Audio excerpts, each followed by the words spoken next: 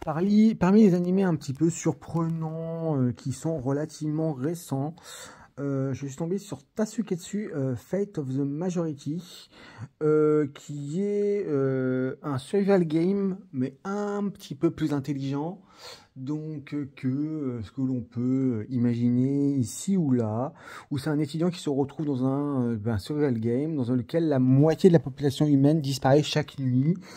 Et il va y avoir un peu de stratégie, une classe, des étudiants qui vont tenter d'y faire face. Et il n'y a pas que des étudiants, ce qui enrichit un peu les choses. Il y a des personnages avec chacun ses sens et priorités, chacun ses valeurs. Bah, effectivement, bien évidemment, qui va tenter de survivre à chaque fois. Et il va y avoir un certain nombre de votes qui vont quelque part décider du destin de chacun chaque soir. C'est assez intéressant, hein, pour le coup, c'est une assez bonne surprise. Enfin, moi je trouve que c'est une assez bonne surprise.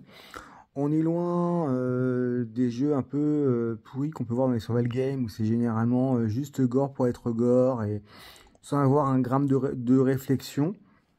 Donc c'est vrai que pour le coup, on va être sur une très belle animation. On va être sur des personnages très nombreux, donc il faut quand même falloir suivre un petit peu. Mais c'est assez intéressant parce qu'on a vraiment beaucoup de possibilités.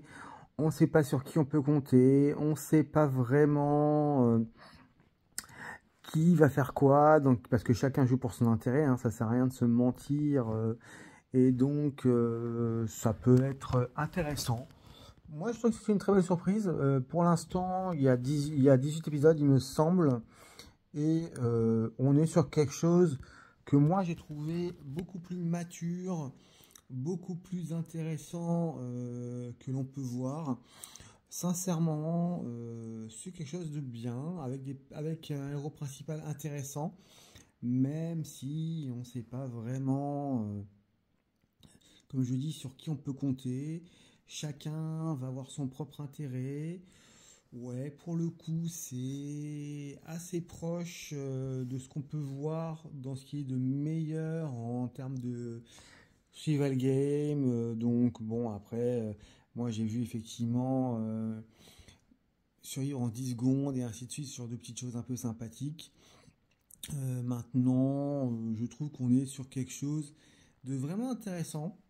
Donc, ça peut valoir la peine. Donc, si vous avez un animé survival et que vous voulez pas vous voulez sortir un petit peu des sentiers assez classiques que l'on connaît d'animé, Tasuketsu est assez mature pour apporter une vraie expérience.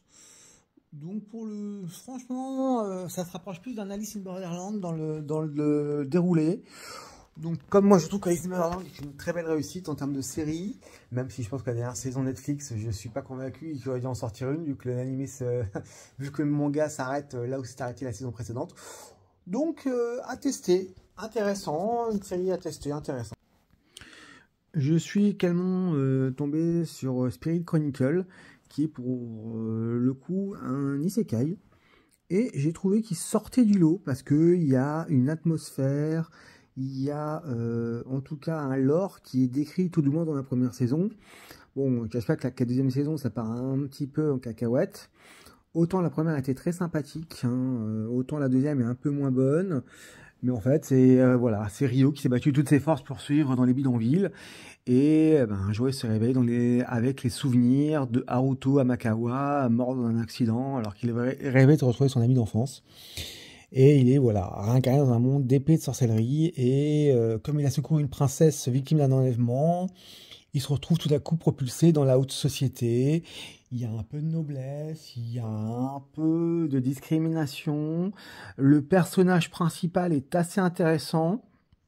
Il a bien sûr intégré une école comme bien souvent où on trouve souvent les étudiants de la noblesse. Alors il y a bien sûr le petit aléa de l'isekai, c'est-à-dire le harem, mais je trouve que on passe beaucoup plus de temps à décrire le monde, à s'intéresser aux personnages, même s'il y a aussi du combat.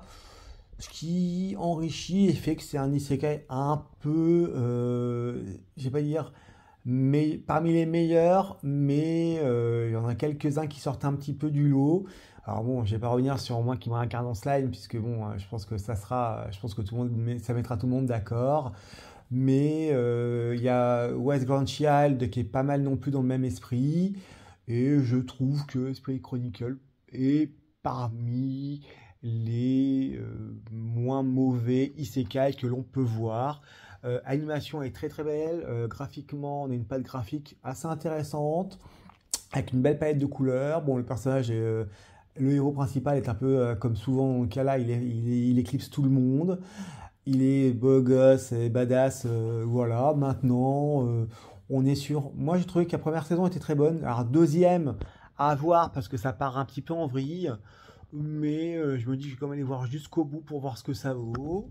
Mais ça peut être intéressant de tenter un peu Spirit Chronicle dans cette optique-là pour voir un isekai un peu différent, tout simplement.